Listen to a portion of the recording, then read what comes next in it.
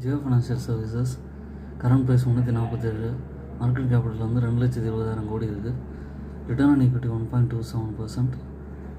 இவங்க வந்து மெயினாக பார்த்திங்கன்னா டிவிடெண்ட் ஈல்டு எதுவும் கொடுக்குறதில்ல. பிஇ வந்து 139 இருக்குது. இப்போ ஒரு சைட்வேஸ் பேட்டர்னில் இருக்குது, நல்லா ஏறிட்டு இது இங்கேருந்து ஒரு 400 ரூபா போக வாய்ப்பு இருக்குது. பை அண்ட் டிப் ஸ்ட்ராட்டஜியில் கன்சிடர் பண்ண முடியும். ஃபாரின் இன்வெஸ்டர்ஸ்லாம் நிறைய வாங்கி வச்சுருக்காங்க. டெஃப்ரி கம்பெனி. அதுக்கப்புறம் வந்து குவார்ட்டர்லி ரிசல்ட்ஸ் வந்து சேல்ஸ் வந்து கன்சிஸ்டண்ட்டாக 400 கோடி இருக்குது. ஆப்ரேட்டிங் ப்ராஃபிட்டும் கன்சிஸ்டண்ட்டாக 350 கோடி அது மாதிரி இருக்குது. அதுக்கப்புறம் ஆப்ரேட்டிங் ப்ராஃபிட் வந்து ஓவர் த பீரியடில் நல்லா டபுளாக இம்ப்ரூவ் ஆகிருக்கு. அதனால் இதை கன்சிடர் பண்ண முடியும். உங்கள் போர்ட்ஃபோலியோவில் இருக்கக்கூடிய ஸ்டாக்கு, இருக்க வேண்டிய ஸ்டாக்கு. என்னோடய சேனலை சப்ஸ்கிரைப் பண்ணுங்கள், எல்லா வீடியோஸும் பாருங்கள். தேங்க்யூ.